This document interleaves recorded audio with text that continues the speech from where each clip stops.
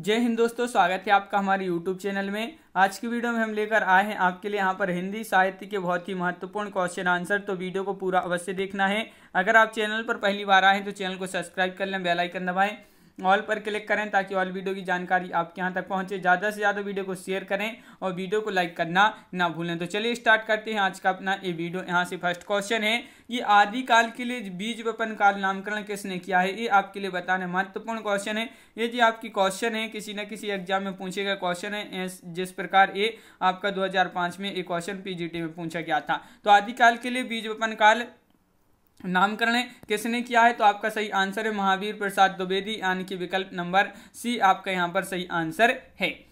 Question number 12 आपसे पूछा है आदिकाल को बीज वपन काल कहा है, तो वही क्वेश्चन आपसे यहाँ पर पूछा गया है, तो महावीर प्रसाद द्विवेदी आपका सही आंसर है।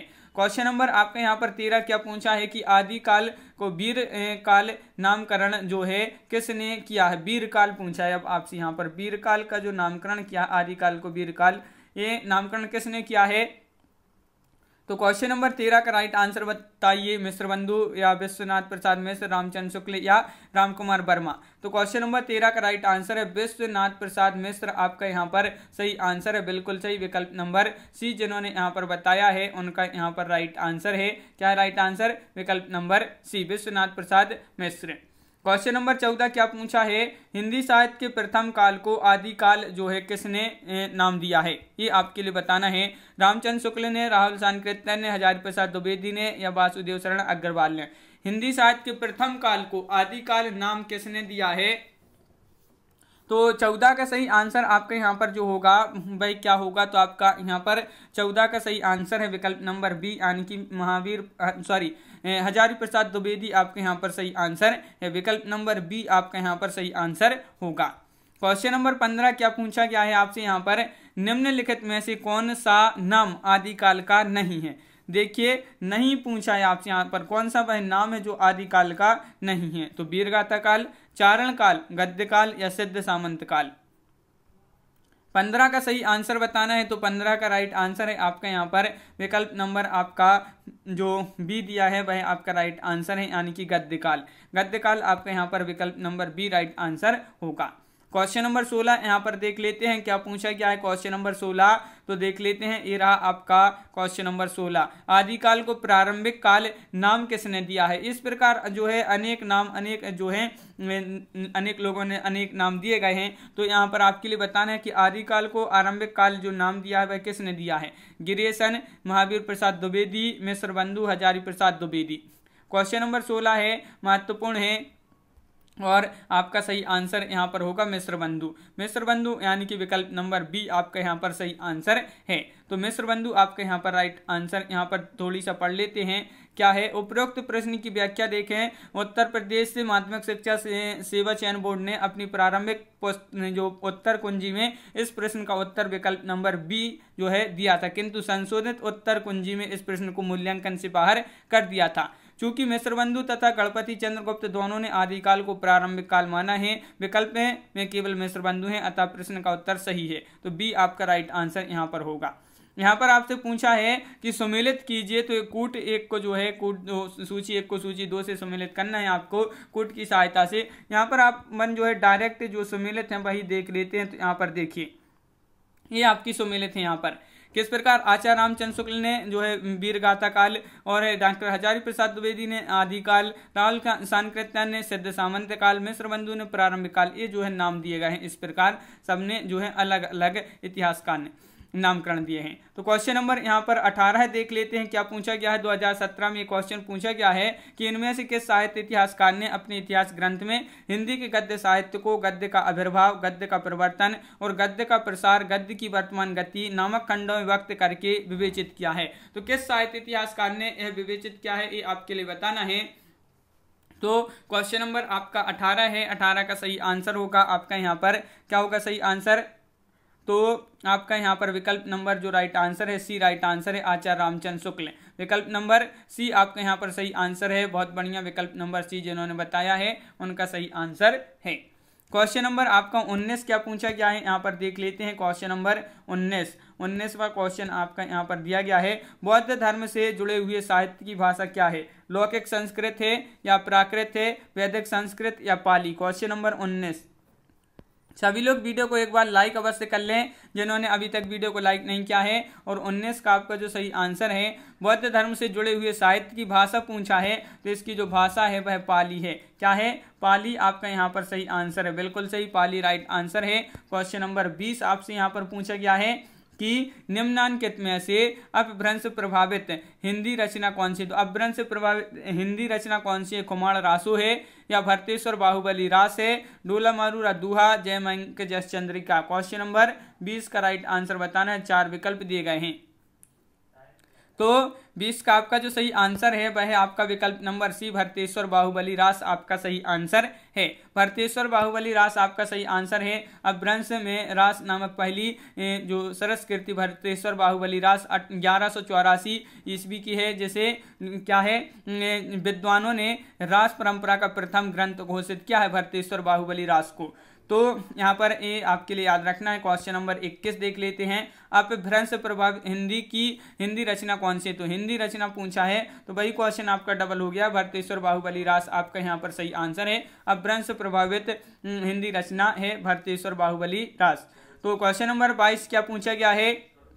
तो 22वां आपका क्वेश्चन यहाँ पर ये रहा कि 11वीं शताब्दी में रचित लोक भाषा काव्य है, तो बताना है 11वीं शताब्दी में रचित लोक भाषा काव्य कौन सा? जयमंक जस चंद्रिका, राउलवेल, उक्ति व्यक्ति प्रकरण, डोला मारूरा दूहा? तो क्वेश्चन नंबर 22 का आंसर यहाँ पर बताइए। महत्वपूर्ण क्वेश्चन पूछा गया है और इसका जो सही आंसर है आपको बताना है इसका सही आंसर क्या है। तो बिल्कुल सही, 22 का आपका डी राइट आंसर है। डोला मारूरा दूहा आपका यहाँ पर सही आंसर है, विकल्प नंबर डी सही आंसर। क्वेश्चन नंबर 23 क्या पूछा है? शालीबद्ध सूरी की रचना का नाम बताना है। नेमिनाथ रास है, सुमिति गढ़ी रास, भरतेश्वर बाहुबली रास या जयमंक जस चंद्रिका? ये क्वेश्चन कई बार एग्जाम में पूछा जा चुका क्वेश्चन है कि शालीबद्ध सूरी की रचना का नाम बताइए। देखिए ये आपका टीजीटी में भी पूछा गया 2013 में, और आपका सही आंसर है भरतेश्वर बाहुबली रास, यानी कि विकल्प नंबर आपका बी राइट आंसर है। भरतेश्वर बाहुबली रास किसकी रचना है? तो शालीबद्ध सूरी।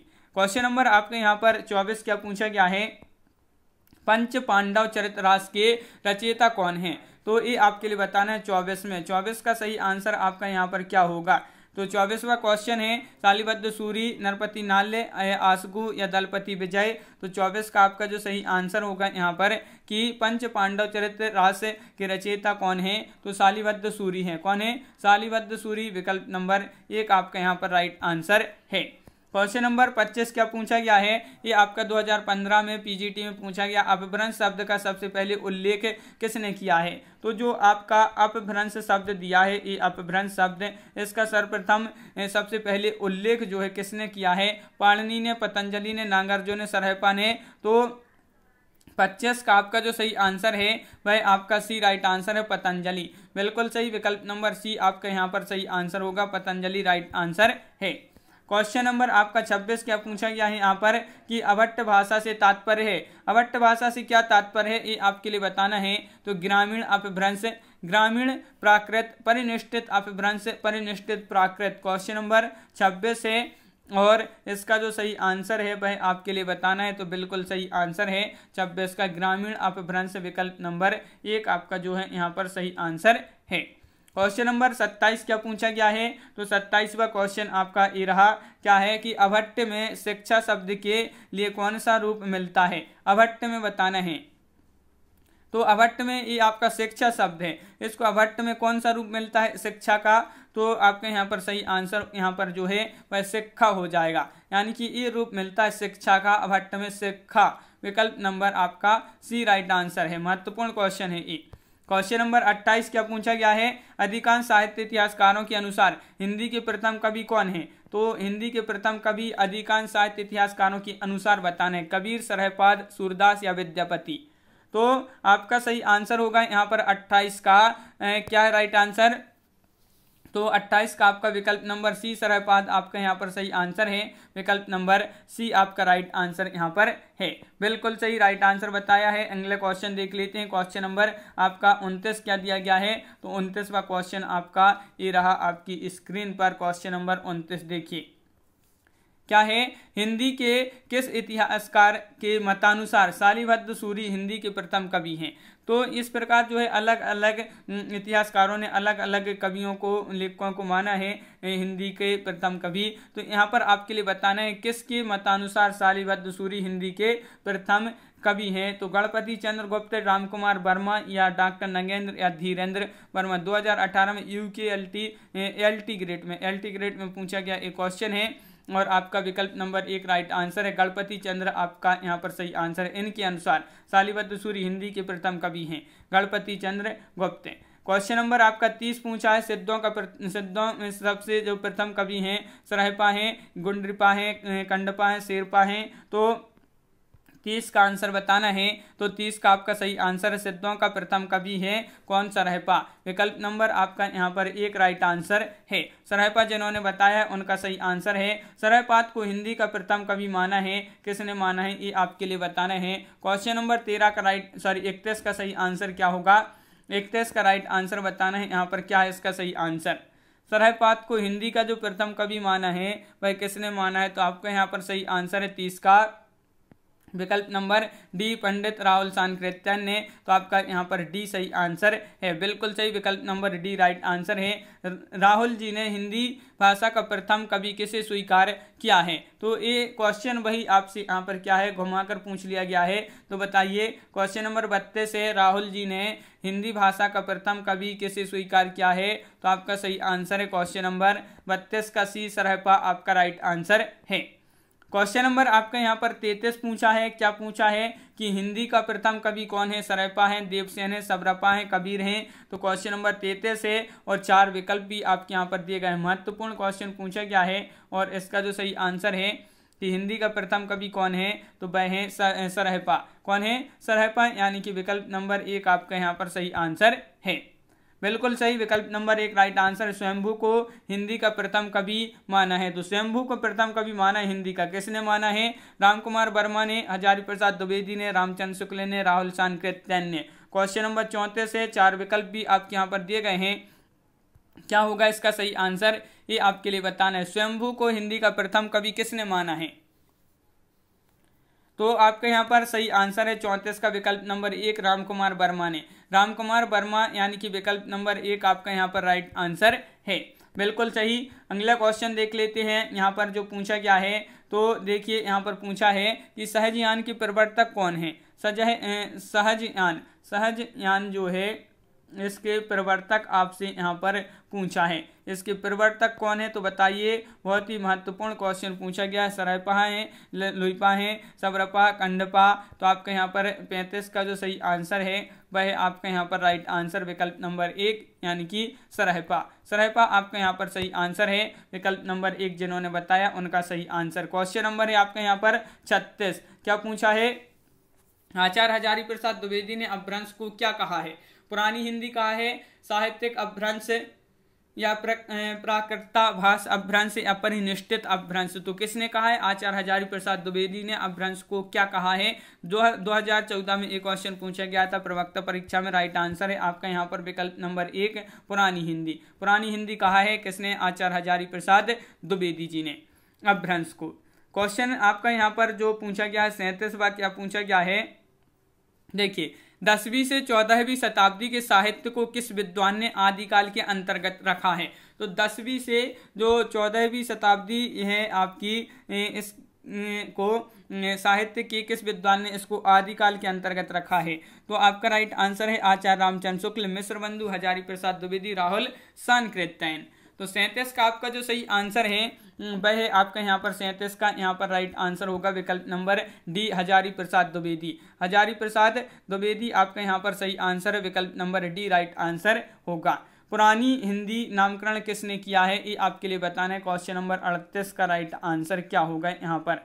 38 का राइट आंसर बताइए। पुरानी हिंदी नामकरण किसने किया है? चतुर्सेन शास्त्री, विश्वनाथ प्रसाद मिश्र, चंद्रधर शर्मा गुलेरी, राम कुमार वर्मा। 38वां क्वेश्चन है, 4 विकल्प हैं और 2012 में एक क्वेश्चन पूछा गया। राइट आंसर आपका चंद्रधर शर्मा गुलेरी राइट आंसर है।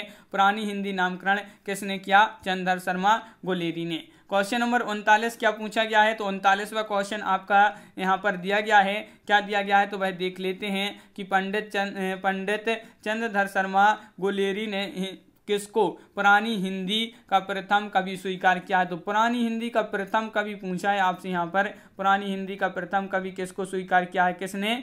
गुलेरी जी ने। बताइए क्या होगा आपका सही आंसर। महत्वपूर्ण क्वेश्चन पूछा गया है। सरहपाद को, राजा मुंज या शंभु या पुष्पदंत? तो आपका राजा मुंज यहाँ पर राइट आंसर है, विकल्प नंबर सी। राजा मुंज को जो है गुलेरी जी ने पुरानी हिंदी का प्रथम कवि स्वीकार किया है, तो विकल्प नंबर सी आपका राइट आंसर यहाँ पर है। क्वेश्चन नंबर 40 क्या पूछा गया है? तो क्वेश्चन नंबर 40 आपसे यहाँ पर पूछा गया है, अपभ्रंश का वाल्मीकि किसे कहा जाता है? पुष्पदंत को, शालिवद्ध सूरी को, धनपाल को, शंभु को। क्वेश्चन नंबर 40 है और ये आपका महत्वपूर्ण क्वेश्चन भी पूछा गया है। अपभ्रंश को जो है अपभ्रंश का वाल्मीकि किसे कहा जाता है? तो आपका बिल्कुल सही राइट आंसर है, ये कहा जाता है किसको? स्वयंभू को। विकल्प नंबर आपका यहाँ पर डी राइट आंसर है। जिन्होंने भी डी बताया है उनका यहाँ पर सही आंसर है। अपभ्रंश का वाल्मीकि स्वयंभू को कहा जाता है, विकल्प नंबर डी राइट आंसर। तो इस प्रकार अपनी यहाँ पर बहुत ही महत्वपूर्ण क्वेश्चन कंप्लीट हुए। कैसा लगा ये वीडियो आप कमेंट में जरूर बताएं। अगर आप चैनल पर पहली बार आएँ तो चैनल को सब्सक्राइब कर लें, बेल आइकन दबाएं, ऑल पर क्लिक करें ताकि ऑल वीडियो की जानकारी आपके यहाँ तक पहुँचे। ज़्यादा से ज़्यादा वीडियो को शेयर करना है और वीडियो को लाइक करना ना भूलें और चैनल को सब्सक्राइब अवश्य कर लें। तो आज की वीडियो में बस इतना ही। सभी के लिए बहुत बहुत धन्यवाद और सभी के लिए जय हिंद।